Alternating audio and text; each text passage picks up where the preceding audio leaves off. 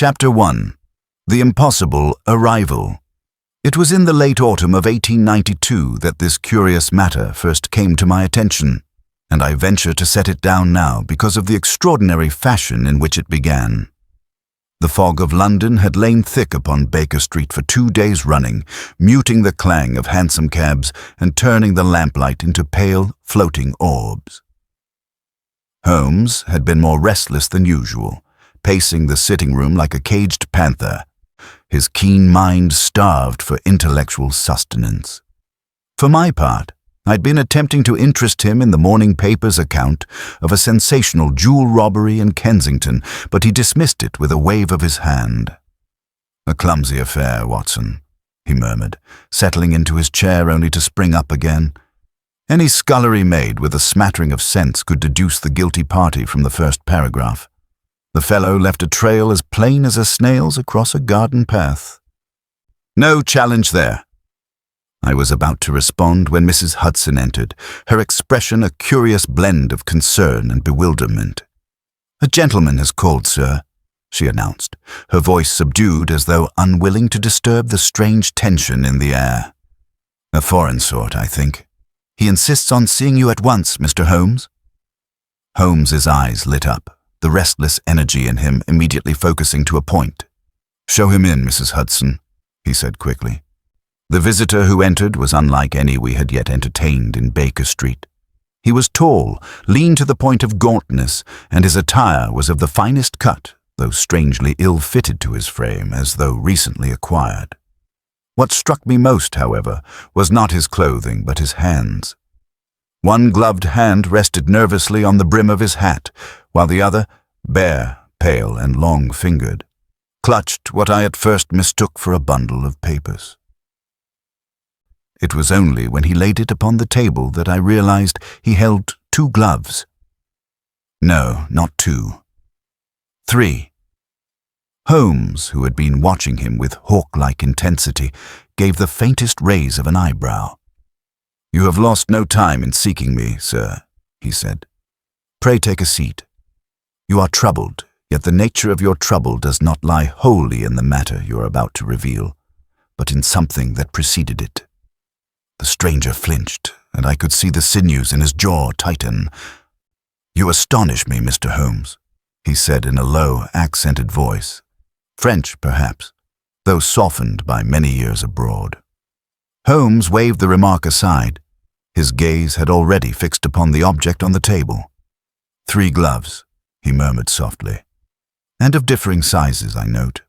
An oddity indeed." The visitor glanced down, as if suddenly regretting his decision to bring the item at all. "I had hoped," he began slowly, "that you might shed light on an occurrence which has already unsettled my peace of mind more than I care to admit." Holmes steepled his fingers. "You were wise to come to me. Continue." The man's eyes darted toward me, as though uncertain whether my presence was permissible. Holmes, perceiving this, gave a short, amused laugh. "You may speak freely before Dr. Watson," he said. "You will find no confidant more discreet. Proceed." Our visitor inclined his head. "Very well. 3 nights ago, upon returning to my lodgings, I discovered these gloves upon my desk. I had not left the door unlocked, nor had the windows been disturbed. The landlady swears she permitted no one entry. Yet there they lay, as though waiting for me. They were not mine, nor, as I have since ascertained, do they belong to anyone in the house." He paused, his pale fingers trembling slightly as they brushed across the strange trio. "The first, black kid leather, too small for me, evidently a lady's. The second, brown suede, clearly a man's glove, yet also too narrow for my hand. And the third—" He hesitated, swallowing as though the words pained him. "The third fits me perfectly, yet I have never seen it before in my life." Holmes's eyes gleamed. "An intrusion with no theft, no violence, only the bequest of 3 mismatched gloves. And tell me, sir, has anything else occurred? Any message? Any sign of further disturbance?" The man shifted uneasily. "The next morning, I found the 3rd glove moved to my pillow. I had locked the door, yet it was there. A hush fell upon the room, the crackle of the fire suddenly sounding unnaturally loud. Holmes leaned back, his gaze distant, his fingers drumming a soft tattoo on the arm of his chair. "Fascinating," he murmured. "Utterly fascinating." I could not restrain myself. Surely Holmes, some mischievous servant. But he cut me off sharply. "No, Watson. The detail of the fitting glove dispels that at once. This is no prank. It is a message, a deliberate and calculated message." The stranger gave a faint, bitter laugh. "Then I am indeed cursed, for I know not from whom, nor why." Holmes's eyes snapped back to him with sudden intensity. "Cursed? No, sir. Chosen. The question is, for what?" And with that chilling query, the game began. Chapter 2. The Visitor's Tale. The stranger, having set before us this curious narrative, sat back in his chair as though the effort of speaking had drained him. Holmes, his keen eyes never leaving our guest's face, allowed a long silence to stretch between us. I had come to know that such pauses were deliberate. Holmes found that men, left to their own unease, would often reveal more than they intended. At last, the visitor broke the stillness. "My name, gentlemen, is Armand Devereux," he said quietly.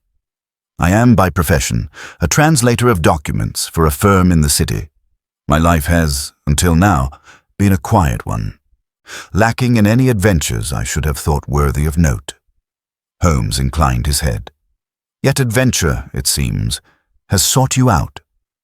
Pray, begin at the beginning. Omit nothing, however trivial it may appear." Devereux moistened his lips.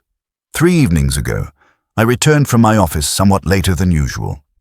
It was near to 11. I unlocked the door to my lodgings in Bloomsbury, climbed the narrow staircase, and entered my chamber.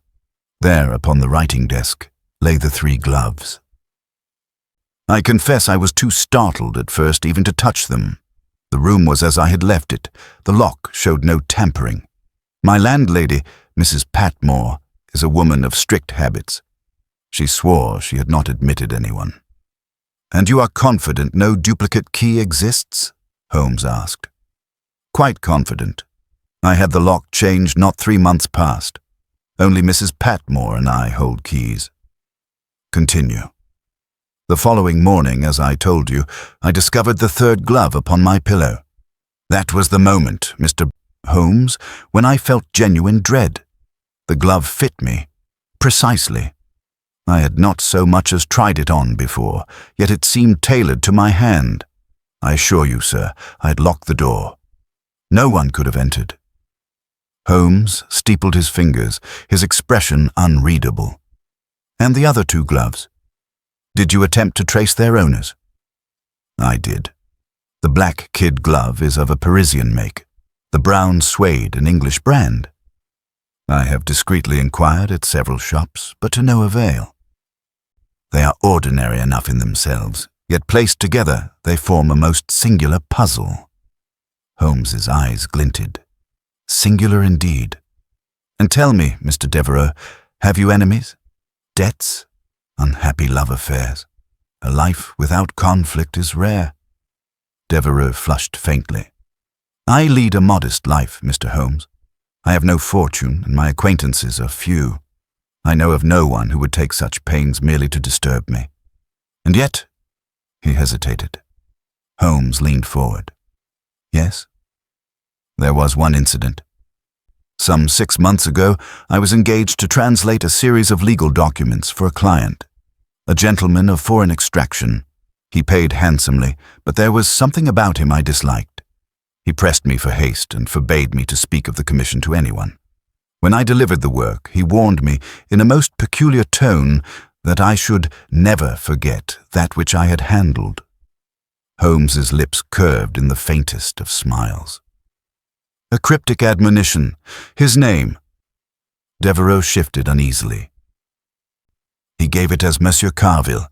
Whether it was genuine, I cannot say." Holmes's gaze sharpened. "And these documents, you retained no copies?" "None. It was a matter of honor. but I have wondered since whether this business with the gloves might connect somehow. Holmes rose suddenly and began to pace, his hands clasped behind his back. A trespass without entry, an article tailored to you, a veiled warning in the past. Yes, there is a thread here, though the weaving is still incomplete. He stopped abruptly and fixed Devereux with his piercing stare. Tell me, Mr. Devereux, have you noticed anything else unusual in your lodgings? The faintest disturbance, a moved object, a sound in the night. Devereux hesitated. 2 nights ago I thought I heard a whisper, a man's voice, though when I opened my eyes, the room was empty. I dismissed it as a dream. Holmes's eyes flickered with satisfaction. Not a dream, I think. A presence, subtle, unseen. You are being watched, Mr. Devereux. And the gloves are not a prank. They are a signal.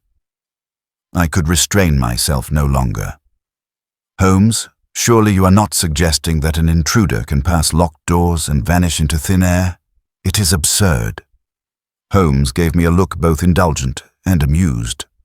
Absurd, my dear Watson, is merely a word we employ when we lack sufficient facts. Let us obtain the facts, and the absurd becomes inevitable. He turned back to Devereux. You will return to your lodgings as usual, but you will make no mention of your visit to me. Tonight, Dr. Watson and I shall accompany you. It is time, I think, that we made the acquaintance of the gentleman who leaves gloves upon pillows.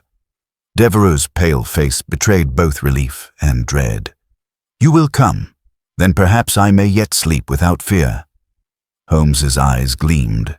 Sleep, Mr. Devereux, but not too soundly, for it may be that the true drama is only now beginning. And so it was settled. That night we were to step into the very heart of the mystery, and little did I know how strange and perilous the hours ahead would prove. Chapter 3.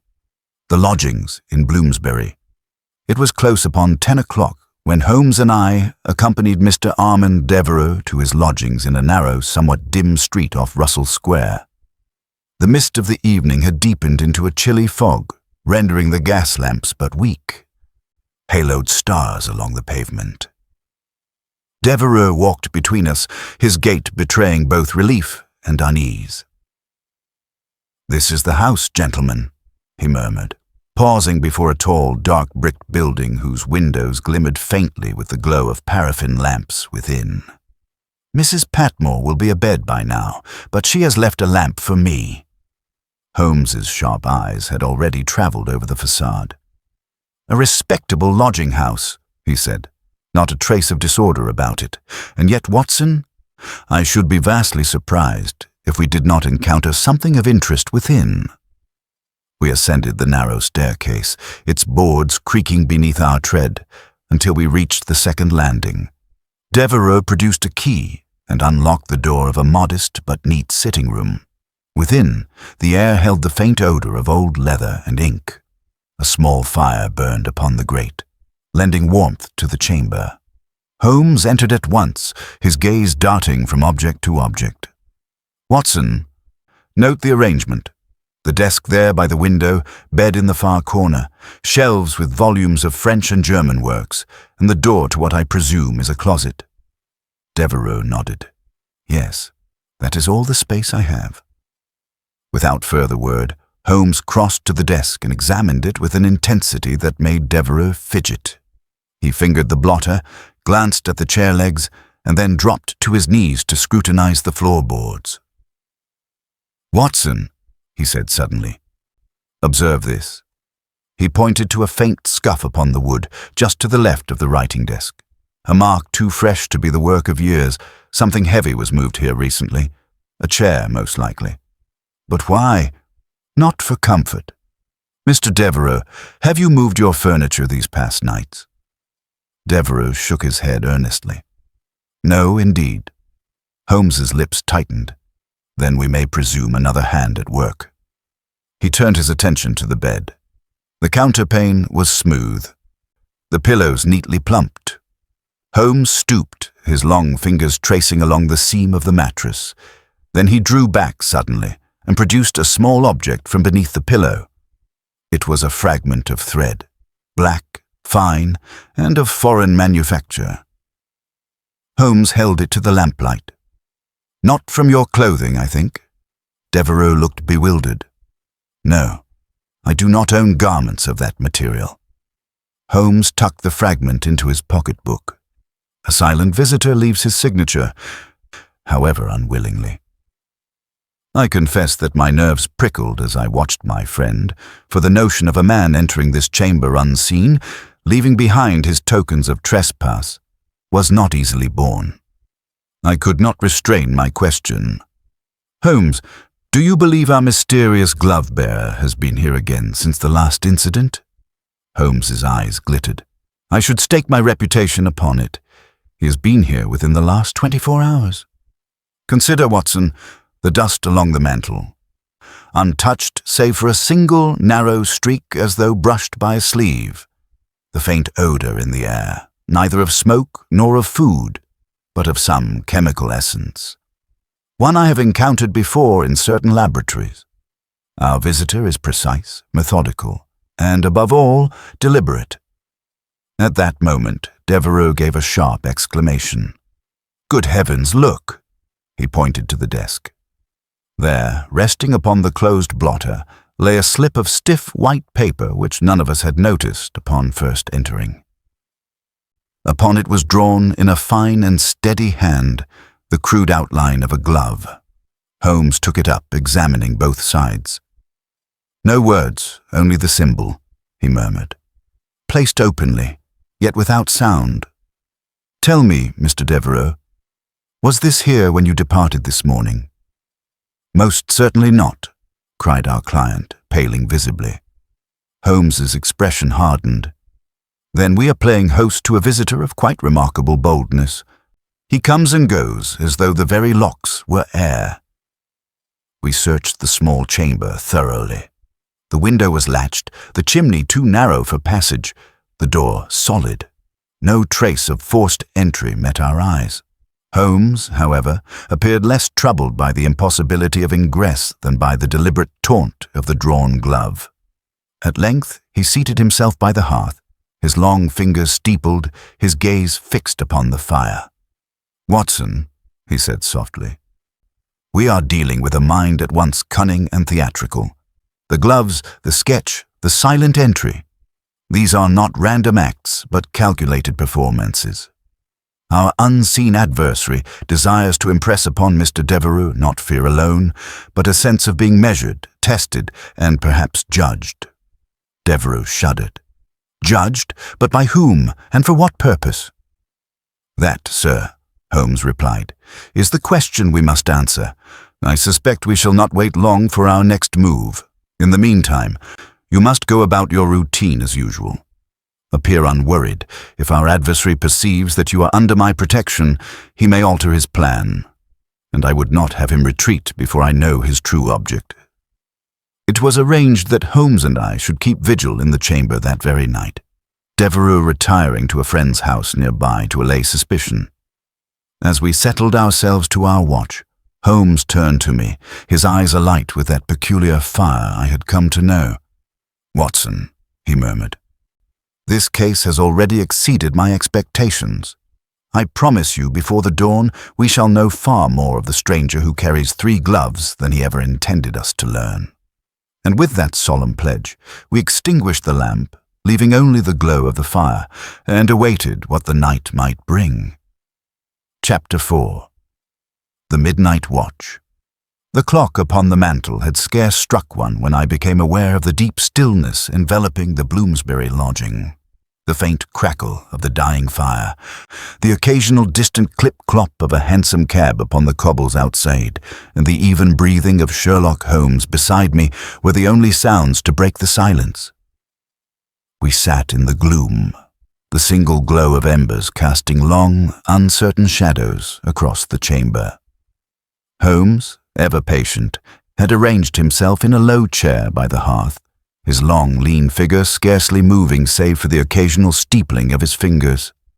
I, on the other hand, found the vigil taxing in the extreme.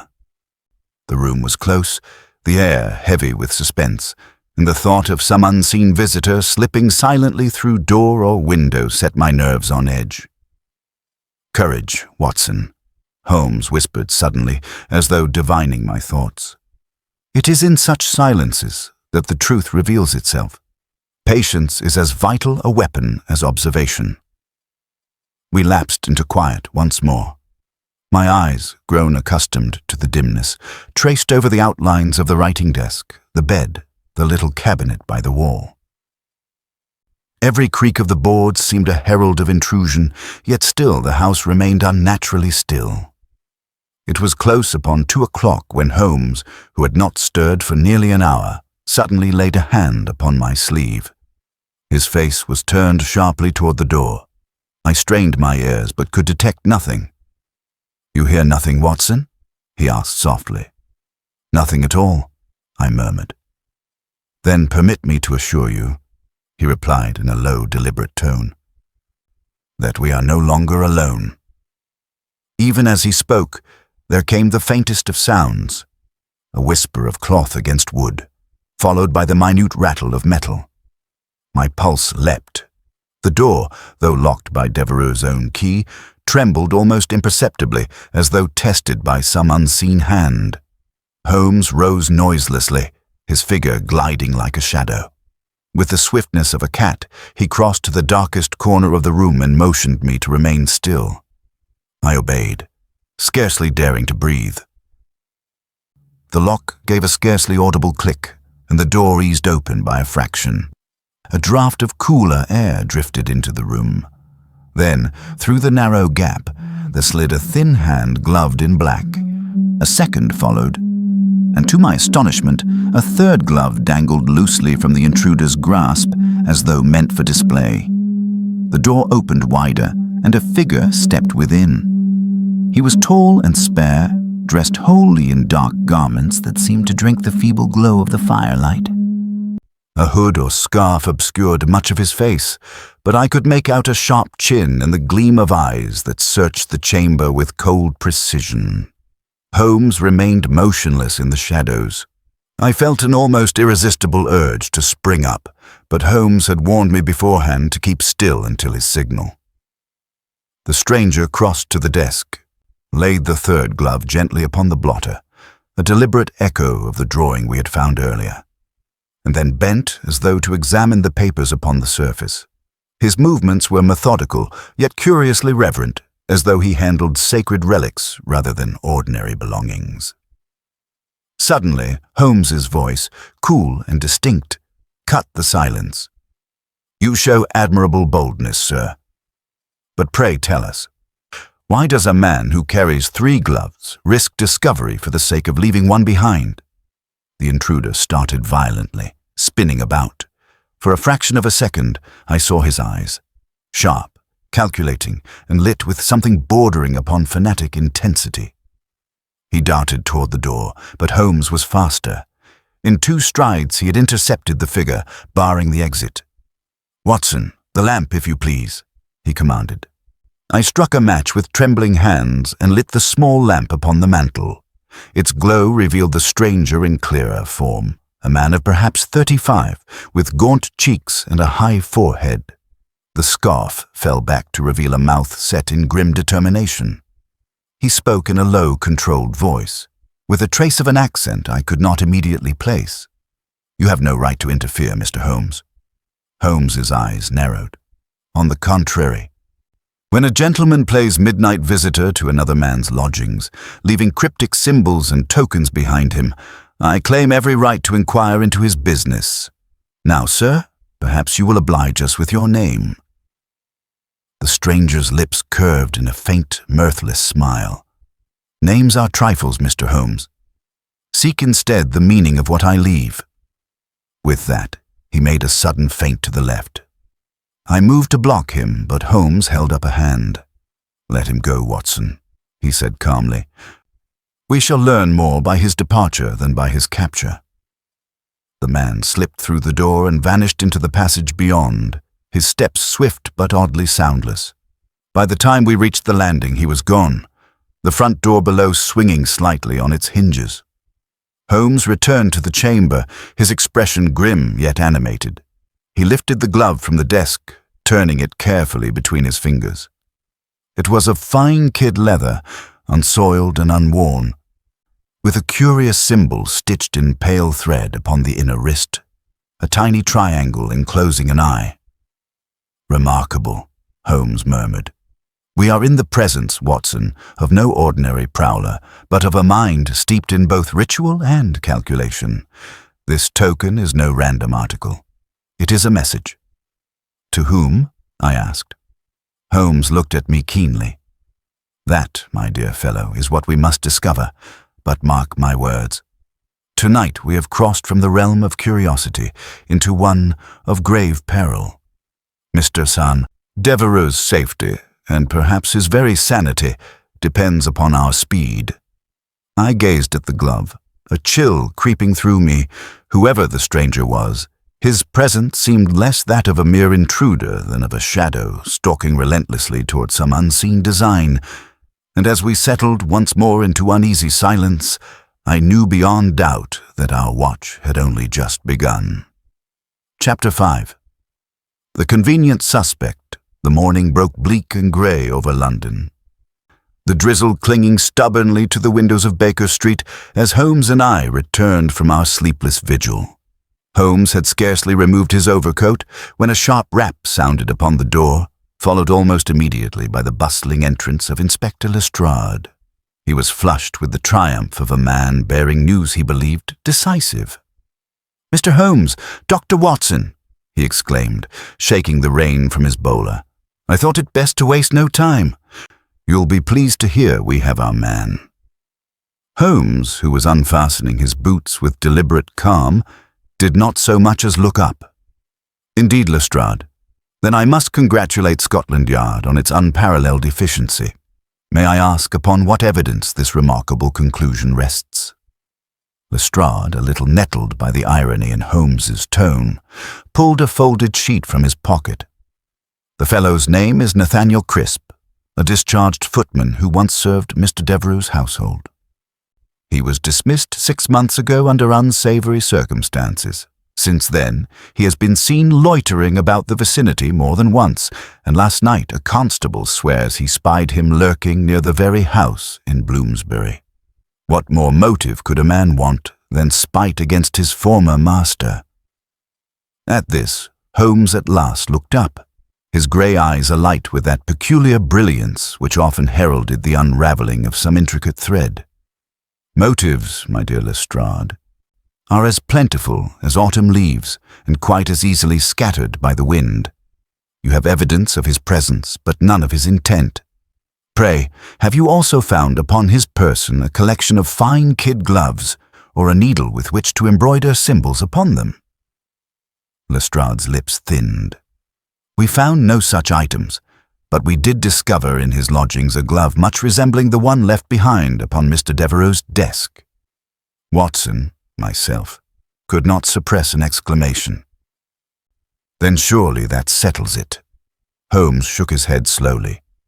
"On the contrary, it unsettles it. Tell me, Lestrade, was this glove new, unworn, and entirely unsoiled?" The inspector glanced down at his notes. "Why, yes. In fact, it looked as though it had never touched a hand." Holmes leaned back in his chair, a faint smile curving his lips. "Just so. Then you may be certain it was placed there for you to find. No criminal of sense would keep such an incriminating article, save for the purpose of directing suspicion away from himself." Lestrade gave a short laugh. "You always have a way of turning matters upside down, Mr. Holmes. But I assure you the Yard believes we have the right man. Mr. Crisp is already in custody." Holmes waved a hand dismissively. "The Yard may continue to believe as it pleases. In the meantime, Watson and I shall pay Mr. Crisp a visit. I have no doubt he will furnish us with information far more useful than his accuser anticipates." We set out shortly thereafter, following Lestrade to the gloomy cell in which Nathaniel Crisp was confined. He was a thin, sallow fellow of about 40, with a pinched face and restless eyes. At our entrance, he sprang to his feet, his gaze darting nervously from one to the other. You must believe me, gentlemen," he cried before a word was spoken. "I've done no wrong. A man may walk the streets where once he worked without being branded a thief." Holmes regarded him keenly. "Quite so, Mr. Crisp. Yet the glove found in your lodgings gives one pause." Crisp wrung his hands. "I swear upon my soul, sir, I never set eyes on it before this morning. The constables barged in, turned my room upside down, and there it was, lying atop my chest of drawers as though waiting to be noticed. I tell you, it's witchcraft." Holmes's eyes gleamed. "Not witchcraft, Mr. Bear, Crisp. Merely cunning of a very human order. Tell me, did you leave your lodgings unattended yesterday evening?" Crisp nodded miserably. "Only for an hour, sir. I took my supper at a public house down the lane. When I returned, I thought the place seemed disturbed, but I put it down to my own fancies. Oh, Mr. Holmes, you must believe me." Holmes regarded him steadily. "I do, Mr. Crisp. And more importantly, I believe someone wishes us not to. Tell me, during your service with Mr. Devereux, did you ever encounter any visitor of unusual habits? A man, perhaps, who wore gloves even indoors, or who seemed to take an uncommon interest in the master's papers?" The footman's brow furrowed as he searched his memory. "There was one, sir. A tall gentleman with a foreign manner. He came often in the evenings, always very secretive. I never knew his name, but he wore gloves of the finest leather and carried a peculiar scent like burnt herbs. He had a way of looking at you as though he could see through the very walls." Holmes's eyes flashed. "Excellent, Mr. Crisp. You have been of great assistance." He turned abruptly to Lestrade. "Release this man at once. If you persist in detaining him, you will do naught but allow the true culprit further scope for mischief." Lestrade looked sorely vexed, but knew better than to argue when Holmes spoke in such a tone. "Very well," he said stiffly. "But if this gentleman with a foreign manner proves a phantom of Crisp's imagination, the responsibility lies with you." Holmes inclined his head. "I accept it willingly. Come, Watson." As we emerged once more into the dreary light of day, I could not suppress my astonishment. "Holmes, do you truly think Crisp innocent? That glove seemed damning indeed." Holmes smiled faintly. "My dear Watson, when evidence falls too pat, one may be certain it has been prepared for us. Mark this. The man we seek is no common criminal, but a strategist of unusual subtlety. He has laid his snare not for Scotland Yard, but for me." His gaze grew distant, as though already pursuing the invisible quarry through the labyrinth of London's streets. "Watson," he said quietly, "the game has entered its most delicate stage. From this point forward, every move must be measured. One false step, and the stranger with the third glove will vanish beyond our reach." Chapter 6. The Hidden Inconsistency. The mist still clung to Baker Street when we returned from our visit to Scotland Yard, and Holmes appeared more abstracted than usual, pacing the length of our sitting room with his hands clasped behind his back. I had long since learned that silence, not inquiry, best served in these moods. Yet my curiosity gnawed at me until it was nearly unbearable. At length, I could not restrain myself. "Holmes," I ventured, "you spoke as though the evidence against Crisp were a deliberate contrivance. What inconsistency did you perceive that Lestrade missed?" Holmes halted before the hearth, his lean figure silhouetted against the dim light of the coals. "Watson, you know well that Scotland Yard prides itself upon the collection of evidence, while neglecting the more delicate art of interpreting its significance. Consider the glove they found in Crisp's lodgings. You recall its description?" "Perfectly clean," I replied, "new, unworn, and resting in plain sight upon his chest of drawers." "Precisely. Now ask yourself, what kind of criminal, particularly one of limited means as Crisp so clearly is, would retain an immaculate, costly glove after leaving its mate at the scene of a crime? A glove of such value would be pawned at once, yet this specimen lay untouched, as though deposited there for the very purpose of being discovered. I nodded slowly. Yes, but could not Crisp have kept it as some token of revenge? A symbol, perhaps? Holmes shook his head. My dear fellow, criminals of his class do not act upon such refined psychological impulses. No, the glove was planted. And here lies the hidden inconsistency, Watson. The stitching. Stitching, I repeated blankly. Holmes crossed to his desk and produced from his pocket a small scrap of paper upon which he had sketched a pattern earlier that morning. I took the liberty of examining the embroidery upon the glove found in Devereux's study. Observe these tiny stitches along the inner seam. They form a sequence of 3 interlocking diamonds, barely perceptible to the eye unless one knows where to look. Now compare them with this rendering of the glove discovered in Crisp's lodgings. Do you perceive the difference? I leaned closer, squinting at the delicate lines. Why, yes. The pattern upon Crisp's glove is reversed, almost as though it were a mirror image. Holmes's eyes glowed with satisfaction. Just so. The hand that created one glove also crafted the other, but not in the same sitting. One is the original, the other a forgery produced in haste. The impostor intended only that the glove should resemble the first, sufficient to mislead the superficial observer. But he erred in the placement of the stitches. That, Watson, is our hidden inconsistency. I could not suppress my admiration. Then Crisp is undoubtedly innocent. Holmes smiled thinly. Innocent of this crime, yes. But let us not deceive ourselves. The true culprit remains at large, and he is both ingenious and bold. To plant false evidence in so conspicuous a manner requires nerve of the highest order. This foe is not to be underestimated. Before I could frame a reply, a knock came upon the door, and Mrs. Hudson entered, bearing a small parcel wrapped in brown paper. "For you, Mr. Holmes," she said. It was left at the door by a lad who ran off before I could ask a word. Holmes took the package, his expression unreadable. With a swift motion, he slit the string and unfolded the paper.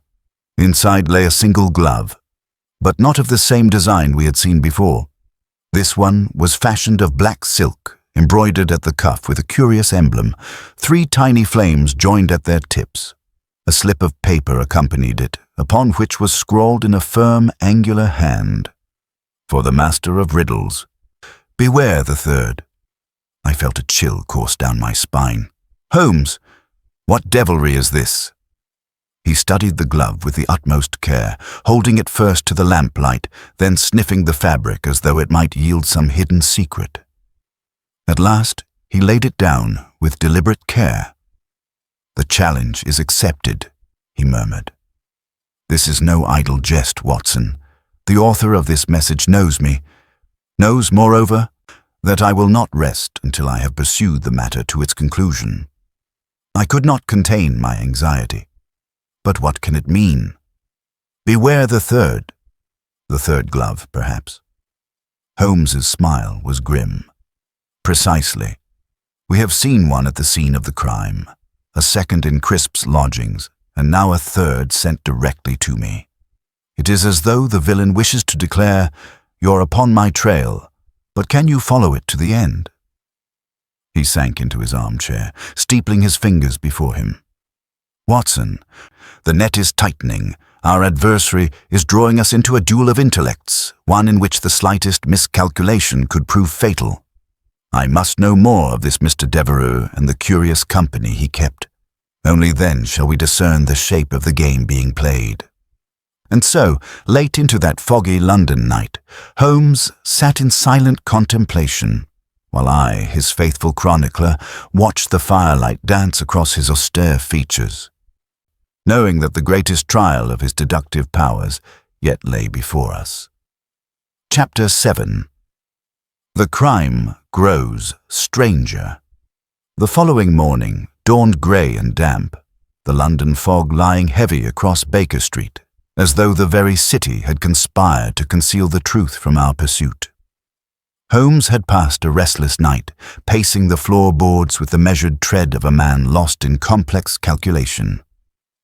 I, meanwhile, had drifted between fitful sleep and anxious wakefulness.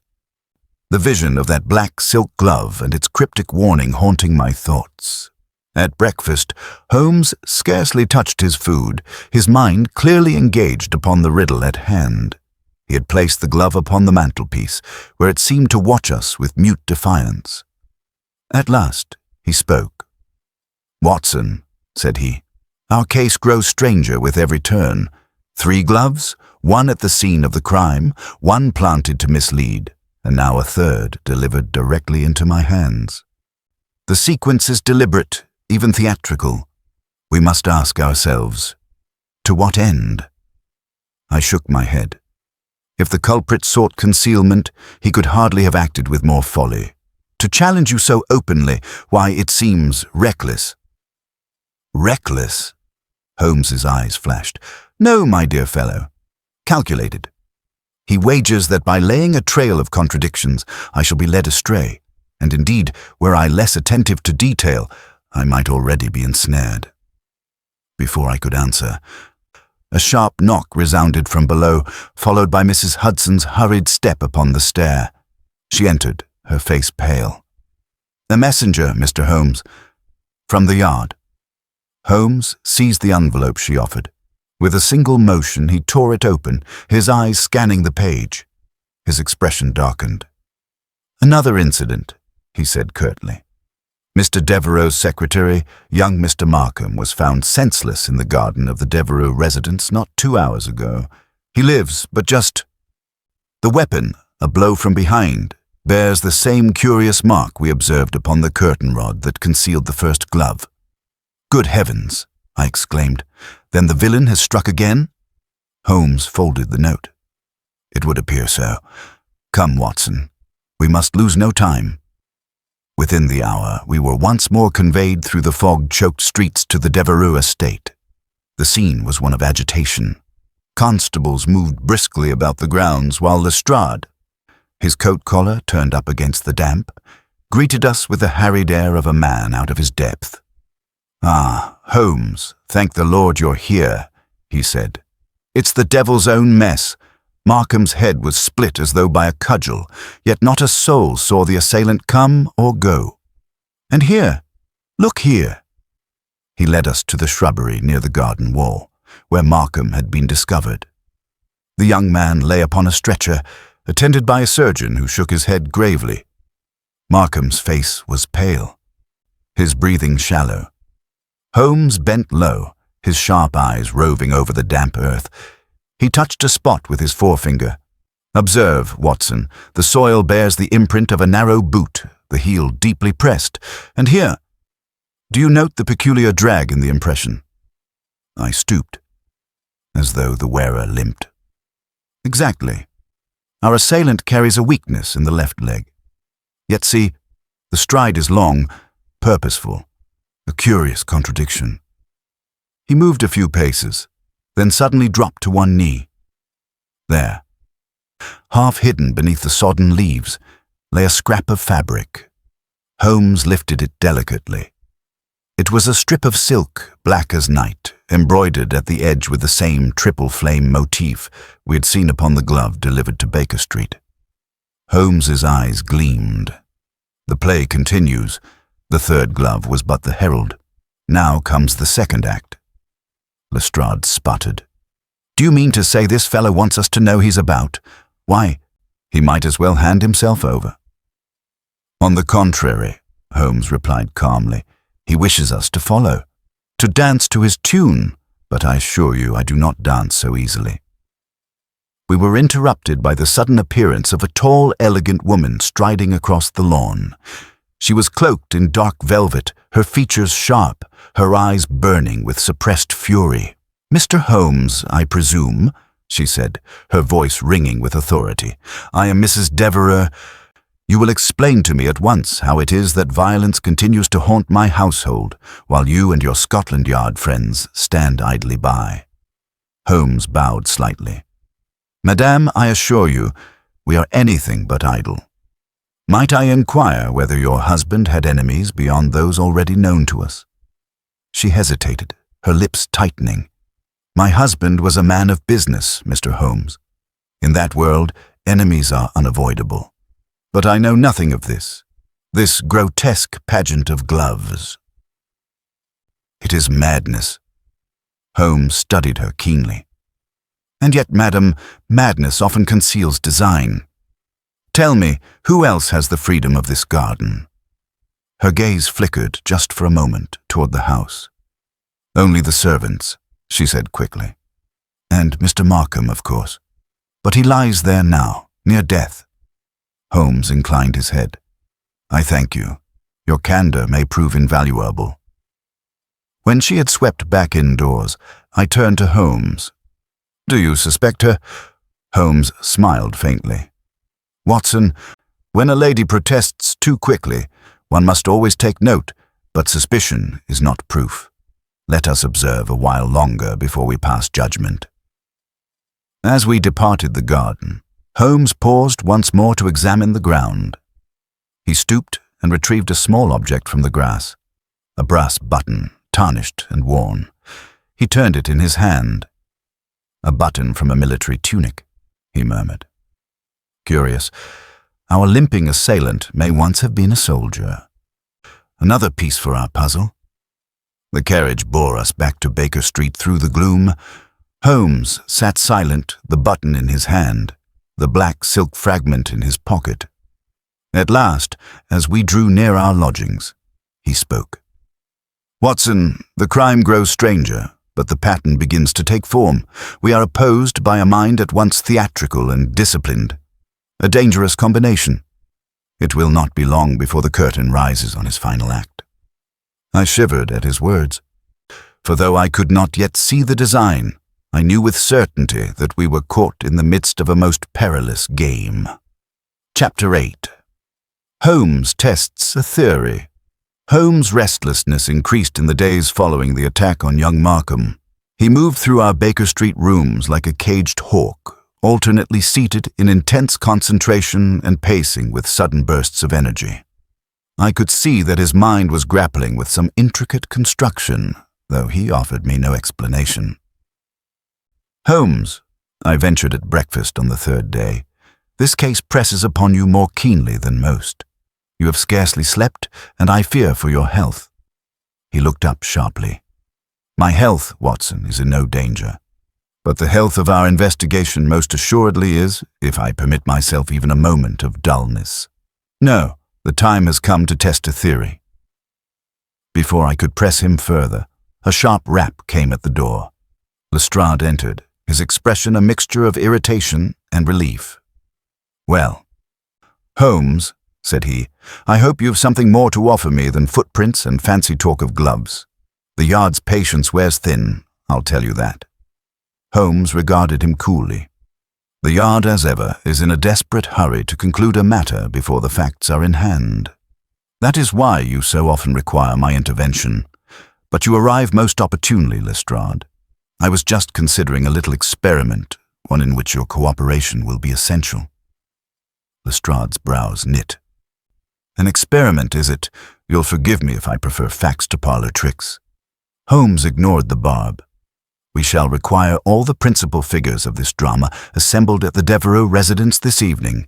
Mrs. Devereux, Mr. Finch the solicitor, young Markham if the doctor permits, and one or two of the servants who have had access to the garden. Lestrade looked dubious. And for what purpose? For the purpose, said Holmes, of allowing the culprit to reveal himself. I shall not press charges, nor even make accusations. I shall simply stir the waters and watch the fish rise. That evening, under a sky dark with rolling clouds, we arrived once more at the Devereux estate.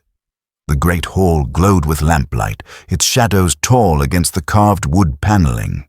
Mrs. Devereux stood at the hearth, her bearing imperious, her eyes sharp as glass. Finch, the solicitor, hovered nearby, wringing his hands. Two footmen lingered in the background, clearly ill at ease. Markham, pale and weakened but stubbornly upright, had been brought down in a chair, his head bandaged. Holmes, after bowing courteously, addressed them all in his even, penetrating tones. "Ladies and gentlemen, I have requested your presence not to accuse, but to observe. We are confronted by a riddle, the matter of 3 gloves, a curious assault, and a trail of contradictions. I propose to recount certain details, and I ask only that you listen." His eyes traveled slowly from face to face, lingering on each with calculated intensity. First, the gloves themselves, a symbol, a taunt, perhaps even a calling card. Why 3 when a man may wear but 2? Because, I submit, our assailant wishes us to perceive an impossibility, an actor stepping outside the ordinary to unsettle his audience. He produced from his pocket the black silk fragment discovered in the garden, holding it delicately between thumb and forefinger. Consider, if you will, the embroidery. 3 flames intertwined. A motif repeated. This is no accident. A faint gasp escaped Finch, quickly stifled. Mrs. Devereux's lips compressed into a thin line, though her eyes betrayed a flicker of something, fear or perhaps recognition. Holmes continued smoothly. Now to the attack upon Mr. Markham. The blow was delivered from behind, with precision. Yet our assailant left a mark upon the earth, a limp in the left leg. Most curious, for a man strong enough to strike so true would hardly be expected to falter in his gait. Here he paused, glancing at Markham. "Tell me, sir, do you recall anything of your assailant's scent, touch, or presence?" Markham frowned, his voice weak. "There was a faint trace, sir. Tobacco smoke. Turkish, I believe. My father. He smokes the same." Holmes nodded, his gaze shifting swiftly back to the assembled company. Turkish tobacco, an uncommon preference. The silence deepened. The crackle of the fire was the only sound. Then Holmes leaned lightly upon the back of a chair, his tone becoming almost conversational. "One final observation. A button, military issue, discovered near the site of the attack. It suggests an individual with a martial past. Yet no soldier of sound character would indulge in these theatrics. The contrast is too sharp. Thus, I propose we are looking not at a soldier, but at one who wishes us to think him such, a masquerade." As he spoke these words, I observed Finch wipe a bead of perspiration from his brow, though the room was cool. Mrs. Devereux's fingers tightened upon the edge of the mantelpiece. Holmes allowed the silence to stretch, his eyes bright with hidden calculation. At last, he smiled faintly. "You have heard my recital. I accuse no one, but the truth will out in time. I thank you all for your patience." He bowed again, and with that abruptness, so peculiar to him, announced he had no further questions and requested only a moment alone in the garden before we departed.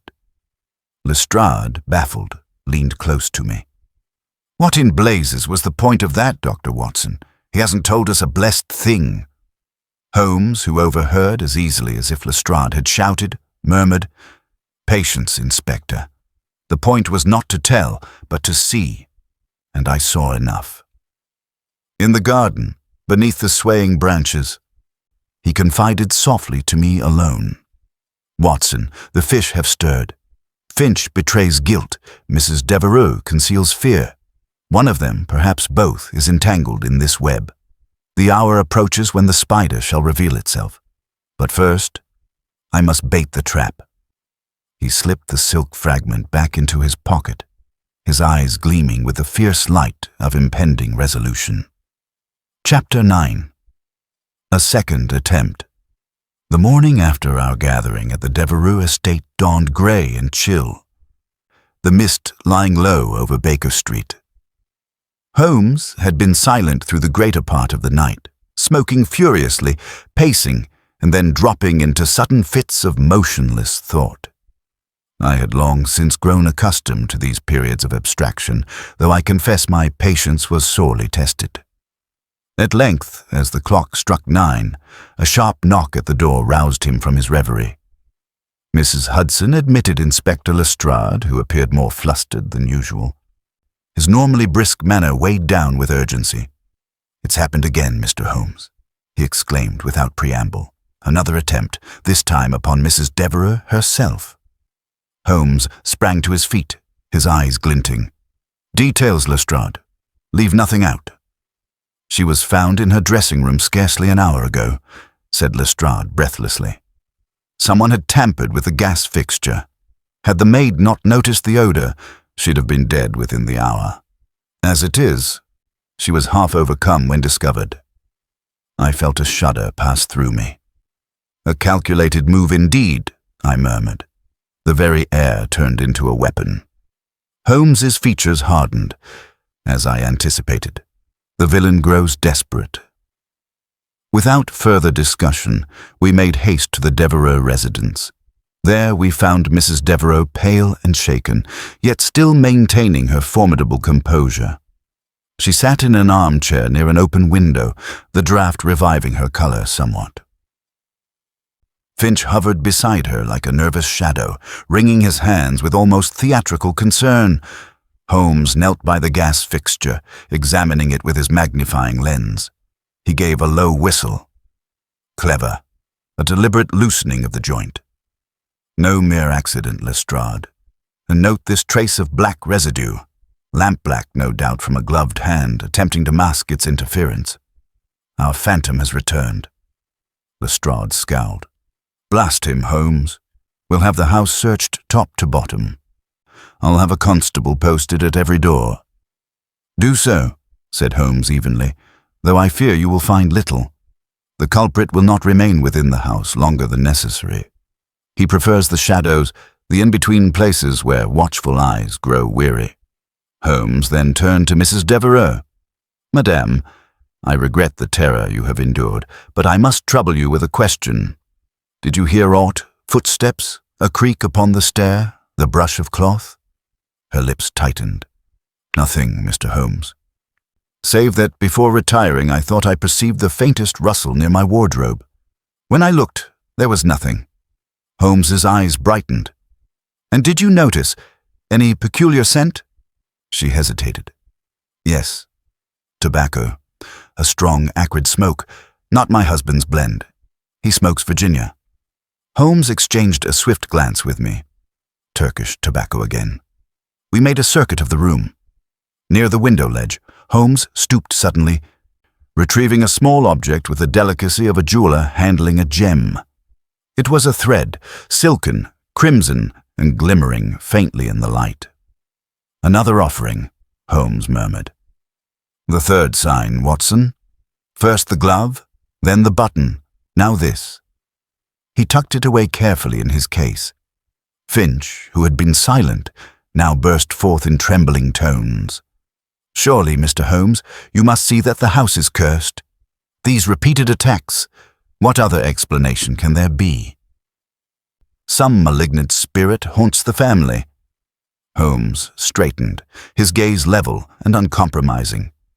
"There are no spirits here, Mr. Finch, only human cunning and malice, and rest assured, they shall be exposed." As we left the room, Lestrade muttered under his breath, "I'll wager it's Finch himself. He looks guilty as sin." Holmes gave a faint smile. "So he does. And that, my dear Lestrade, is precisely why he is not the man. Guilt too easily displayed is rarely genuine." We took luncheon in a small parlor while Mrs. Devereux recovered her strength. Holmes remained silent, staring fixedly into the fire. At last he spoke. "The noose tightens. Twice has our adversary risked discovery. He will not stop until his purpose is achieved. But mark me, Watson, each attempt leaves behind a morsel, a clue he cannot conceal. It is for us to gather them and form the greater pattern." "And you believe," I asked cautiously, "that the purpose is more than mere violence?" Holmes's eyes glinted. "Indeed, the object is not death alone, but silence. Someone possesses knowledge, dangerous knowledge. These assaults are not acts of madness, but of desperation."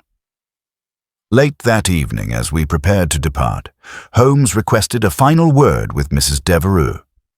Standing before her in the lamplight, he said with grave courtesy, "You must be on your guard, madam.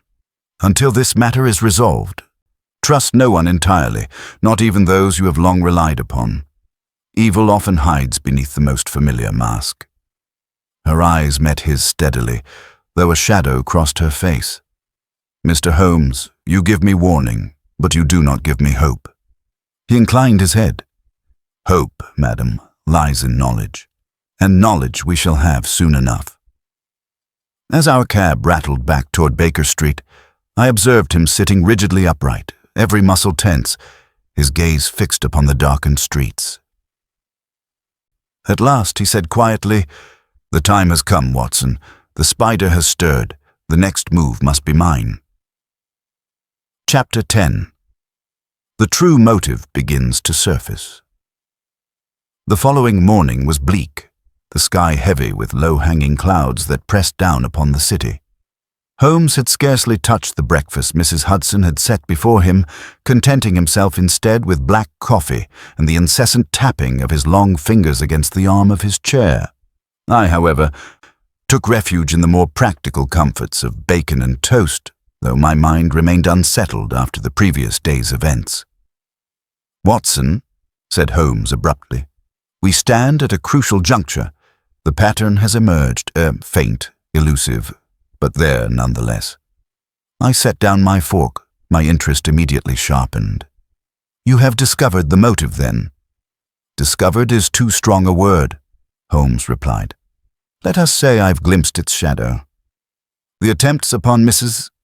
Devereux's life are not isolated act of violence, but part of a scheme, coherent, deliberate, and most assuredly dangerous. Consider, Watson, what would be gained by her death." "Her fortune, perhaps," I ventured. "She is a wealthy woman." Holmes shook his head. "A vulgar motive, too obvious. Besides, her estate is well secured by law, passing directly to her husband. No, Watson, our adversary does not seek coin, but silence. Someone fears the revelation of a secret so grave that it warrants murder." I pondered this in silence as Holmes rose to consult his index of past cases. He leafed rapidly through the battered volumes until his long finger paused. He scanned the page, his lips curving into the faintest smile. "Ah, I thought as much. Watson, do you recall the case of the Durham letters?" "Vaguely. A scandal of some sort. Was it not?" "Precisely. A web of blackmail surrounding a set of letters that was said to implicate a noble family in treasonous correspondence. The affair was hushed up at the time, but not before several individuals met untimely ends. Now, observe the similarity. A phantom adversary, elusive as smoke, leaving behind curious tokens to signal his presence. A glove, a button, a silken thread, each a calling card, a reminder that the hand of the hidden still stirs. "You believe, then," I said slowly, "that Mrs. Devereux possesses some knowledge akin to those letters?" Holmes inclined his head. "It is a working hypothesis, and if true, it explains the increasing boldness of the attacks. Our adversary is cornered, Watson. He risks everything to secure what he fears most, that she may speak."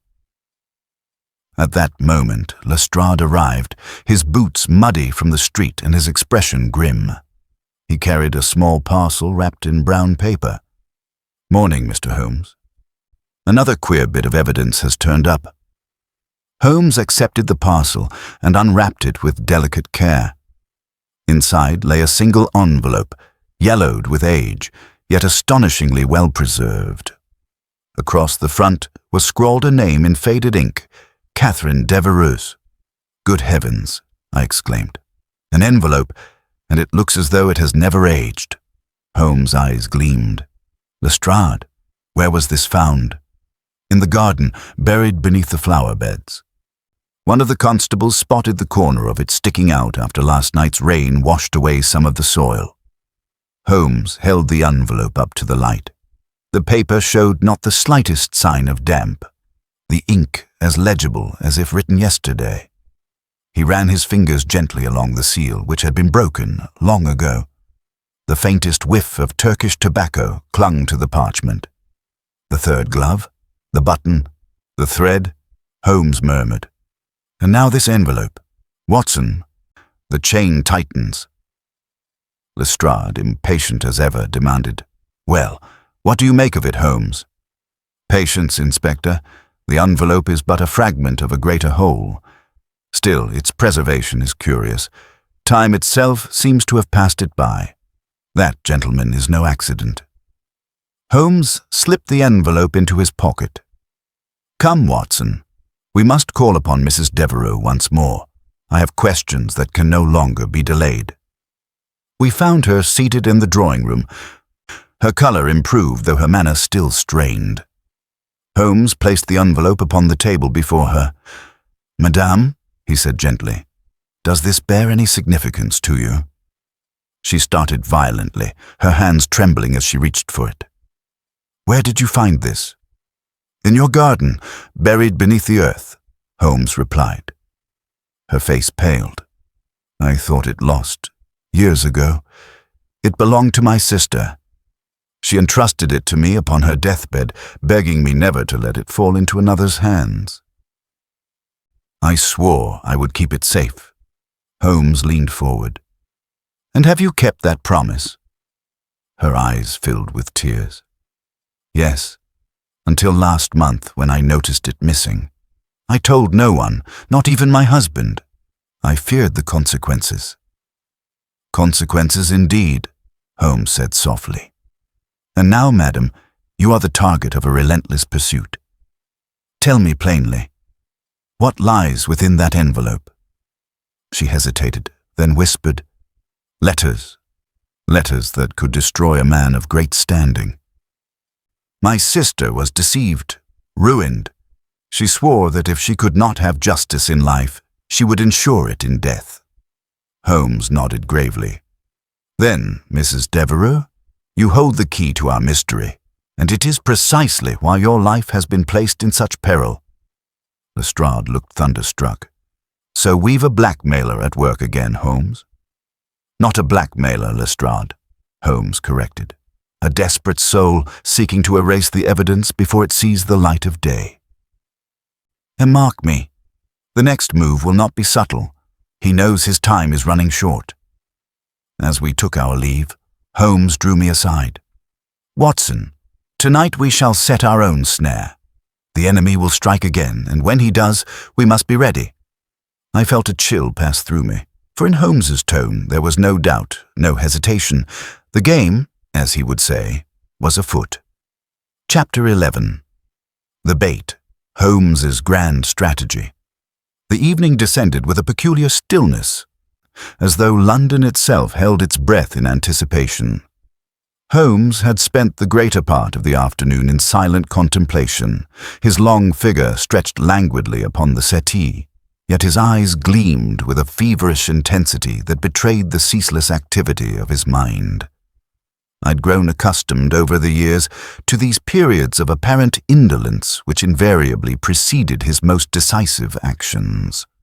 "Watson," he said at last, breaking the silence, "our adversary is upon the verge of desperation. It is precisely at such moments that men betray themselves." "You mean to confront him tonight?" I asked. Holmes's thin lips curved into the faintest smile. "Not confront, my dear fellow. Entice. A rat may remain hidden when the cat prowls, but place a morsel of cheese and the creature cannot resist." I leaned forward in curiosity. "And what is the morsel in this case?" Holmes drew from his pocket the yellowed envelope Lestrade had brought earlier that day. "This, Watson, the prize for which he has risked all, but we shall make certain he believes it still lies within Mrs. Devereux's possession." I frowned, but surely to expose her again is to court disaster. "Precisely why we shall not expose her. The deception must be absolute. I shall arrange for the lady to spend the night at her cousin's in Hampstead under the pretext of convalescence. Meanwhile, we shall remain at her house, unseen, and await the visitor who will most assuredly come to reclaim his quarry." At this, I could not help but shiver, for the notion of lying in wait for a would-be assassin was not without peril. Yet I knew better than to argue. Holmes' eyes had that singular brightness which admitted no protest. Lestrade arrived soon after, summoned by Holmes with characteristic brevity. The inspector appeared none too pleased at the prospect of a night's vigil. Yet Holmes's assurance carried weight even with Scotland Yard. "I suppose you've a plan, Mr. Holmes," Lestrade muttered, "though I confess I'd rather be warm in my bed than skulking about a dark house." "You shall have both warmth and purpose, Inspector," Holmes replied dryly. "But remember, silence and patience. The mouse must not suspect the trap until the jaws close." By 10 o'clock, the arrangements were complete. Mrs. Devereux had been discreetly conveyed away, her servants dismissed under the pretext of a household fumigation. Only Holmes, Lestrade, and I remained within the shadowed walls of the Devereux residence. Holmes positioned us with military precision. Lestrade was stationed near the rear entrance, revolver in hand, while I was assigned a vantage point in the upper corridor overlooking the drawing room. Holmes himself moved noiselessly between us, his every motion as deliberate as a chess master contemplating his next move. The house grew eerily still. I confess the ticking of the great clock in the hall seemed loud enough to betray us. My thoughts drifted unbidden to the pale features of Mrs. Devereux, to her whispered account of her sister's dying request, and to the sinister figure, unknown yet ever present, who had haunted her steps. Hours passed. Midnight struck, then 1. My eyelids grew heavy, though I dared not yield to fatigue. At length, I heard the faintest creak, the kind one might mistake for the settling of the old timbers.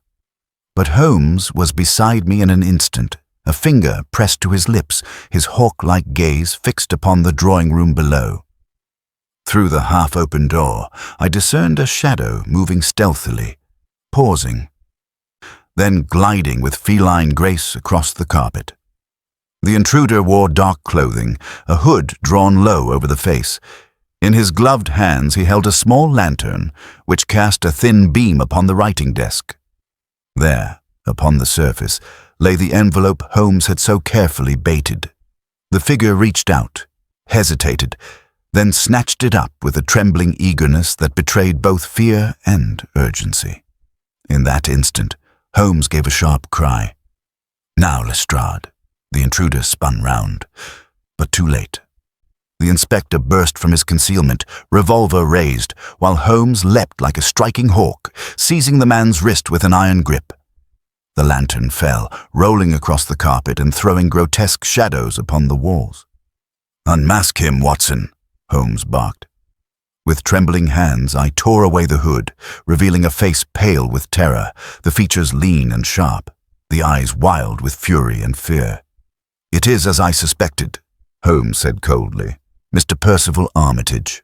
I gasped. "Armitage, the secretary?" Lestrade swore under his breath. By thunder, I thought him above suspicion.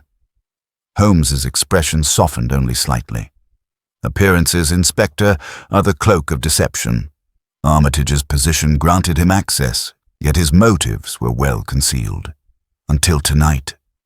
Armitage struggled vainly against Holmes's grip. "You know nothing," he spat. "Release me."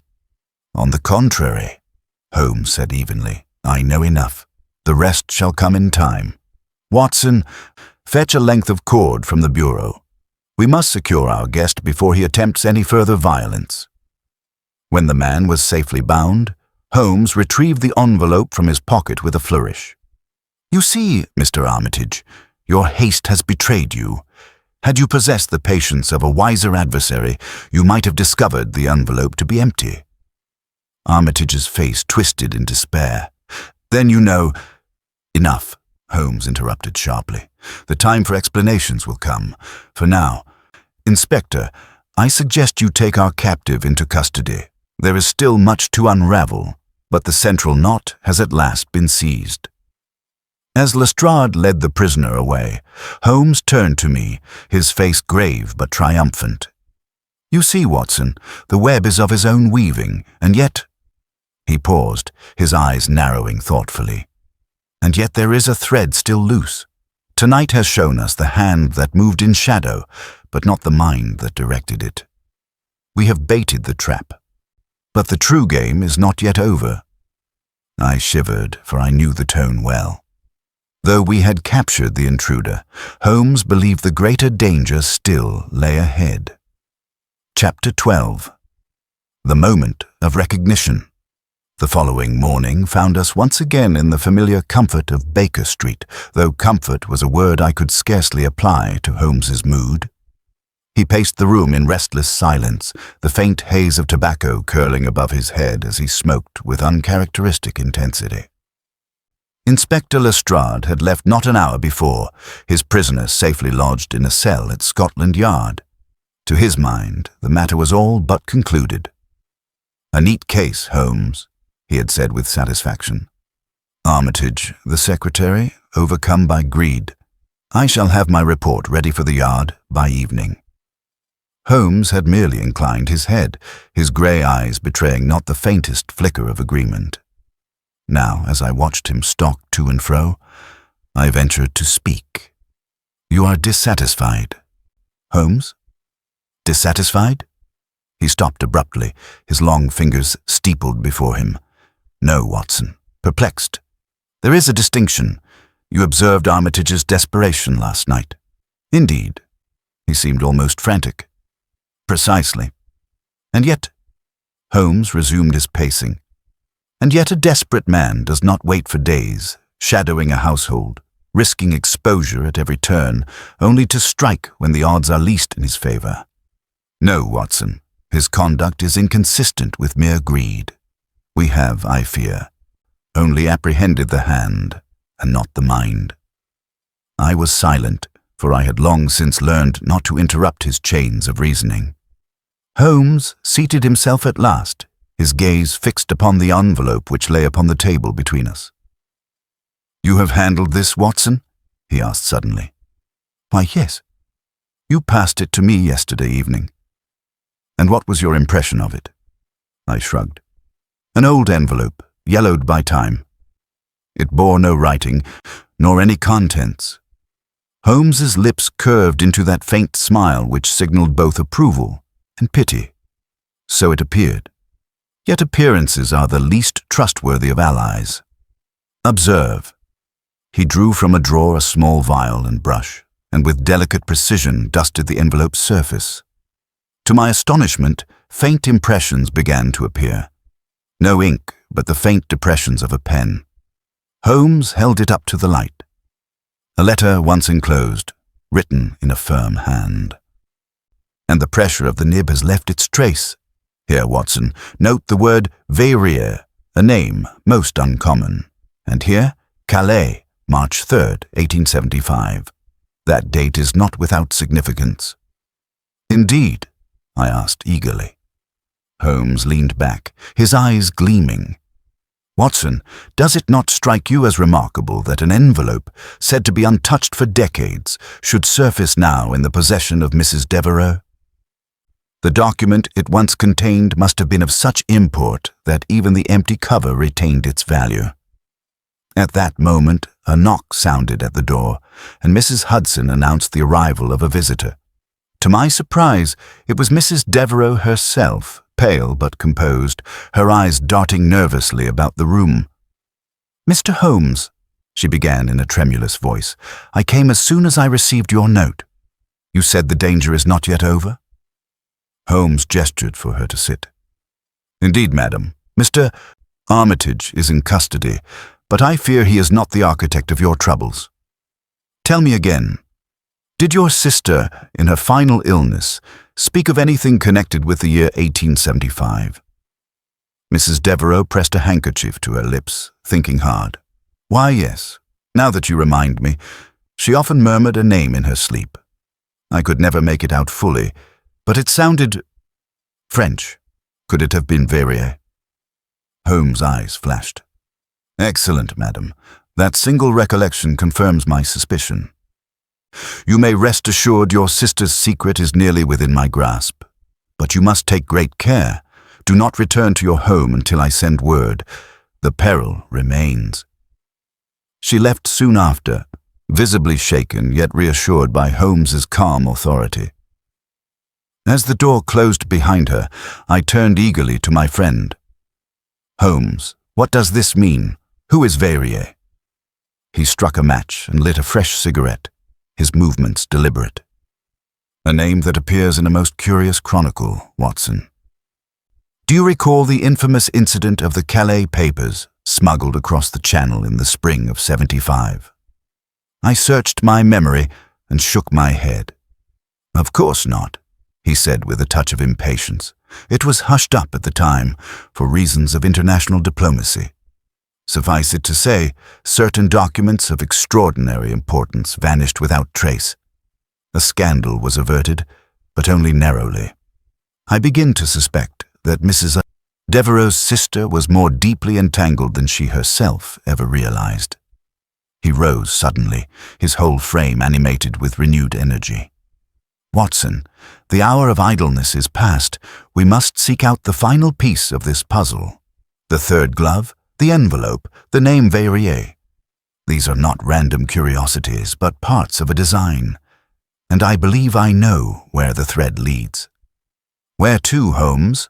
I asked, springing to my feet. "To the very lair of the spider, my dear fellow. Tonight we set the final snare, but mark my words, our adversary will not yield without a final, desperate struggle. Keep your revolver close. Before the dawn breaks, we shall see this business to its end." Chapter 13. The Final Attempt to Escape. The fog hung thick over London that evening, muffling sound and blurring the lamps along Baker Street into pale halos of light. Holmes stood by the window, his lean form outlined against the dim glow as he peered into the swirling mist beyond. "It is a night most congenial to villains, Watson," he remarked quietly. "A perfect curtain for one who would move unseen." I had followed his instructions and placed my revolver in my pocket, though I could not conceal my unease. "You believe he will act tonight?" "I am certain of it," Holmes replied. "The threads draw too tightly for our adversary to remain idle. Armitage was but a pawn. The true player sees that his hand has been revealed, and he will attempt one last desperate stratagem." Before I could respond, a sharp rap echoed at the door. Mrs. Hudson appeared, announcing that a message had just arrived by special delivery. Holmes took the envelope, his keen eyes narrowing as he studied the seal. Without a word, he slit it open. As I suspected. He handed me the note. The writing was bold, almost aggressive. "If you value the lady's life, bring the envelope to the old mill at Rotherhithe by midnight. Come alone." I felt a chill course through me. "Holmes, this is a trap." "Undoubtedly," he said, his voice calm. "Yet it is the very trap I anticipated. You see, Watson, our opponent believes Mrs. Devereux to be within his grasp. He has not accounted for the fact that she remains under our protection." "Then you mean to go?" "Most assuredly, but not alone." He smiled faintly. "You, my dear fellow, shall accompany me." There is no other man I would trust at my side in such an hour. The appointed time found us making our way along the deserted riverfront, the great warehouses looming above us like dark sentinels. The Thames lapped sluggishly at the wharf, its surface glistening faintly under the scattered lamps. The old mill stood at the end of a narrow lane, its broken windows staring like blind eyes into the fog. Holmes halted and laid a hand on my arm. "We shall approach cautiously. Keep your revolver ready, but do not fire unless I give the word." We entered the mill, our footsteps echoing on the rotting timbers. A faint lantern glimmered in the far corner, casting long shadows across the room. "Holmes," came a voice from the darkness, "you are punctual. Lay the envelope on the table and perhaps the lady may yet be spared." At that instant, a figure stepped into the light. He was tall, broad-shouldered, and his face, though partly concealed by a scarf, bore the unmistakable features of a man we had glimpsed only briefly before. The stranger of the third glove. Holmes regarded him with icy composure. "I fear you overestimate your position, sir. Mrs. Devereux is safe and the game is over." A harsh laugh escaped the man's lips. "You think so? Then perhaps you would care to explain how you intend to leave this place alive." Even as he spoke, two more figures emerged from the shadows, armed with stout clubs. I felt my heart quicken, but Holmes merely raised a hand in warning. "Stand fast, Watson," he murmured. Then, addressing the man directly, he said, "You are bold, Mr. Verrier, if I may now use your proper name, yet you forget that desperation breeds error. The moment you demanded the envelope, you betrayed your hand, for you alone knew what it once contained." Verrier's eyes flashed, and in that instant, Holmes sprang forward with astonishing agility. He seized the lantern from the table and dashed it to the floor, plunging the room into sudden darkness. A struggle ensued. I fired a warning shot, and the assailants hesitated. Holmes's voice rang out through the gloom. "Out, Watson! This way!" We stumbled toward the doorway, pursued by the sound of hurried footsteps. Bursting into the foggy night, we made for the wharf. Verrier was not far behind, his heavy boots striking the boards with furious determination. Suddenly, Holmes wheeled about, catching his pursuer off guard. A brief scuffle followed, during which Holmes's wiry strength and cool precision proved the equal of the man's brute force. With my assistance, we at last forced Verrier to the ground and disarmed him. By the time the constables, summoned earlier by Holmes' foresight, arrived at the mill, the two accomplices had fled into the fog. Verrier, however, was firmly in our custody, his face twisted with rage. "You meddling fool," he spat at Holmes. "You have no notion what power you oppose." Holmes regarded him coolly. "On the contrary, sir, I have every notion. You sought to recover a letter whose disappearance nearly unseated a government 30 years ago. A letter that would have exposed your family's treachery in the affair of the Calais papers. That, I believe, is why you returned to England under false pretenses, and why you were willing to risk murder to reclaim even its empty envelope."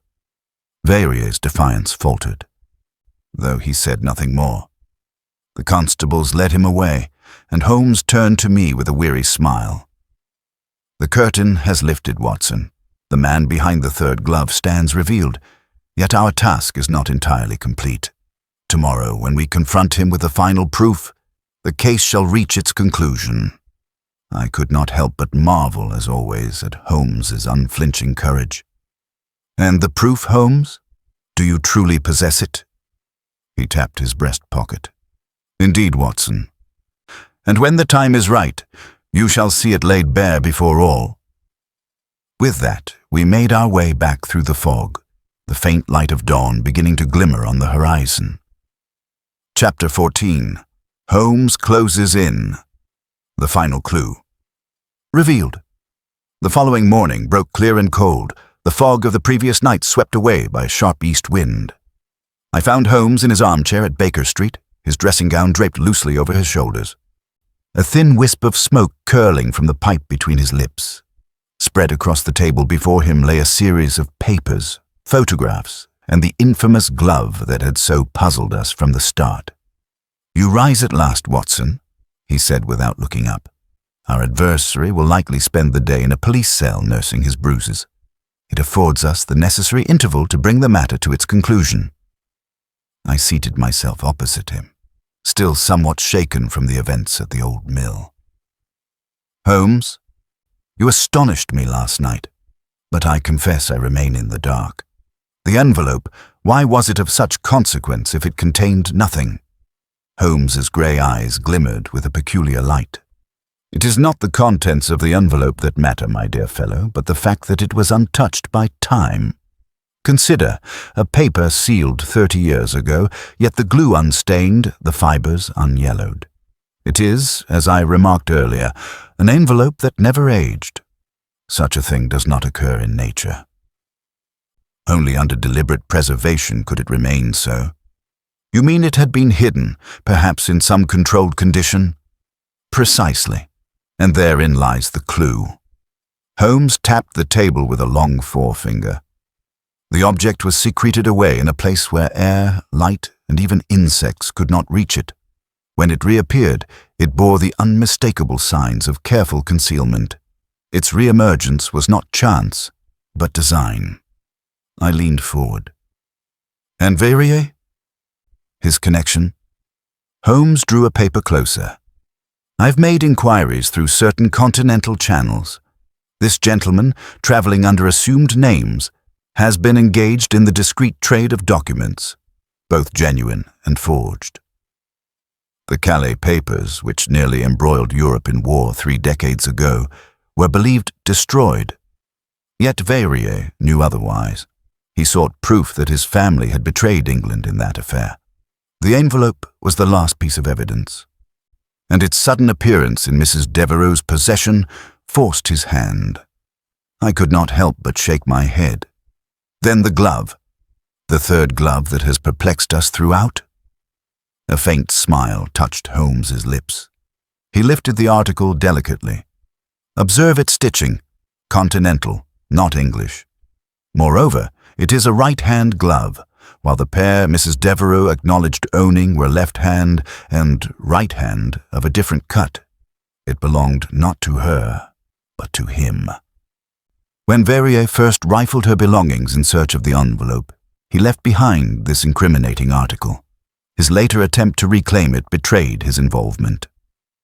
My astonishment must have been plain, for Holmes chuckled softly. Come, Watson, do not be disheartened. You have followed the trail as keenly as any man could, but remember, I've had the benefit of certain details you did not. He rose and crossed to the mantel, where he carefully replaced the glove within an envelope of his own. This afternoon we shall convene all the principal parties, Mrs. Devereux, Inspector Lestrade, and Verrier himself. There the truth shall be laid bare, and the case will be closed. I could not resist a question. Holmes, one thing still eludes me. Why did Verrier risk so much for an envelope that contained no letter? Holmes turned, his expression suddenly grave. Because, Watson, it once contained a letter of such magnitude that its absence alone was proof. The empty shell is often as telling as the substance it once held. In this case, the preservation of the envelope, without the letter, revealed that someone, likely a Confederate now long dead, had taken the precaution of destroying the text while retaining the outer shell, perhaps as a bargaining chip. Verrier hoped that, in recovering even this fragment, he might fabricate evidence, or at the very least silence those who suspected the truth.